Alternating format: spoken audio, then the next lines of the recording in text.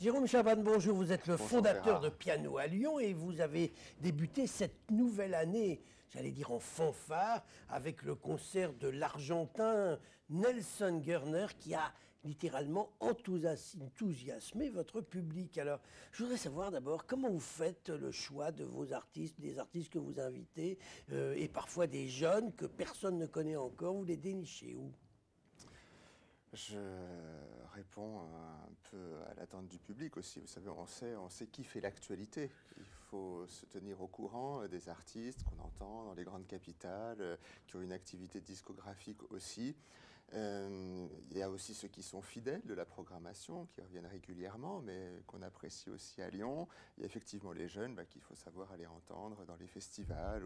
Ah, vous faites le tour des festivals? Ça m'arrive l'été, puis vous savez, de plus en plus, Piano à Lyon s'exporte et on intensifie nos collaborations avec des structures, des institutions, comme le Grand Théâtre de Provence, par exemple, mais aussi avec les festivals l'été, dont certains reçoivent nombre de jeunes pianistes, la Roque d'Enterron, Nohant, etc. Alors je vais effectivement les écouter, ou on me les recommande aussi. Voilà, c'est un métier. Dites-moi, Jérôme Chaban, c'est quoi les prochains grands rendez-vous? Alors, je crois qu'il y en a un le 23 janvier. Alors effectivement, on aura Le prochain. Alors là, ce sera un peu une découverte pour le public, puisqu'on recevra un très grand pianiste américain, Richard Good, rare en France, que j'ai pu, moi, par exemple, entendre au Festival de Verbier, vous voyez, en Suisse, l'été dernier. Vous faites des grands voyages. Je fais des grands voyages, qui se produit, cela étant, régulièrement à Paris, au Théâtre des Champs-Élysées, dont il était un des invités fidèles. Et j'ai eu cette opportunité de le présenter aussi au public. C'est un grand interprète du répertoire classique, romantique, donc il nous interprétera Beethoven, Bach, Chopin, c'est les compositeurs qui sont ses favoris un peu.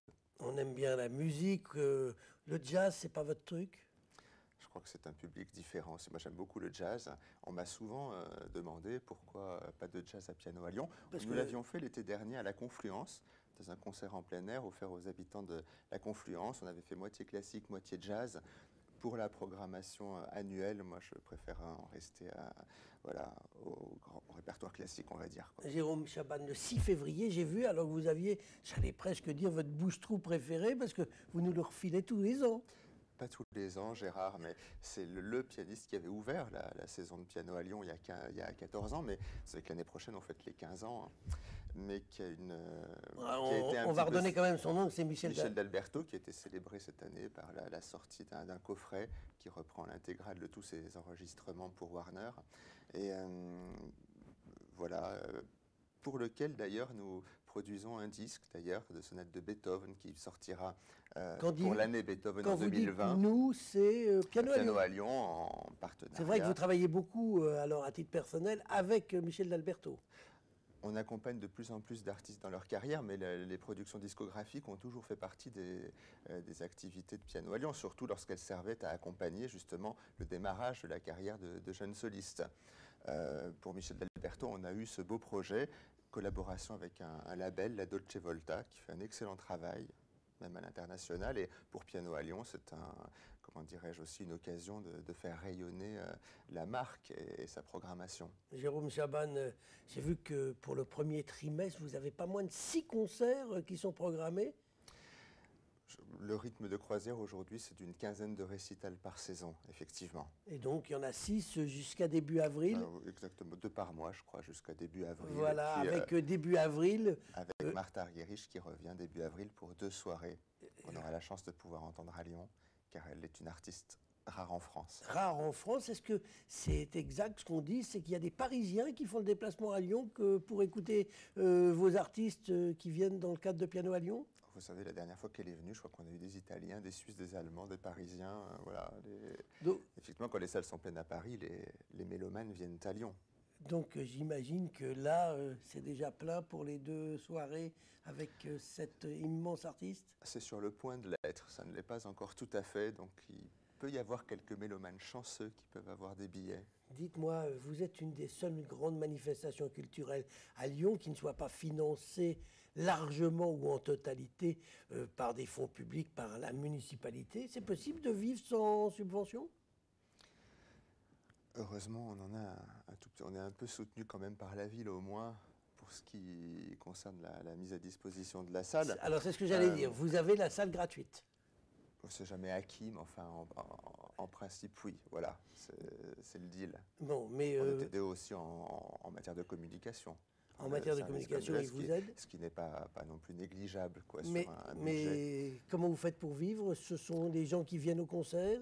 Ah ben, c'est une saison, effectivement, qui, au bout de 15 ans, s'autofinance encore à pas loin de 70%. Donc, on peut continuer grâce à la fidélité du public, un public qui d'ailleurs n'est pas que lyonnais. Hein, et puis vous avez quelques sponsors style la CNR.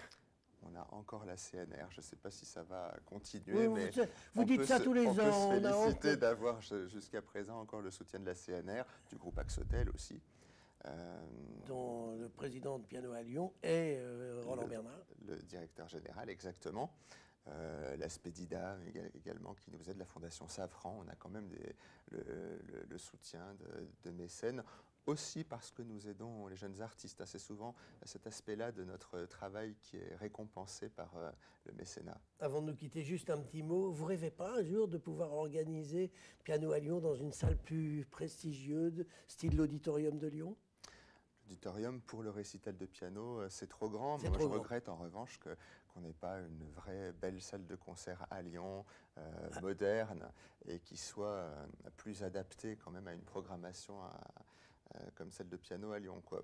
C'est vrai que le public adore la salle Molière, cela étant... Oui, parce qu'ils sont proches de l'artiste. Parce que les conditions acoustiques sont exceptionnelles, mais c'est vrai qu'elle devient un petit peu quand même vétuste, et il serait bien d'envisager de la restaurer un peu, et pas seulement la remettre aux normes, la restaurer. Et peut-être qu'ils vont vous entendre ce matin. Jérôme Chaban, je vous remercie. Merci Gérard.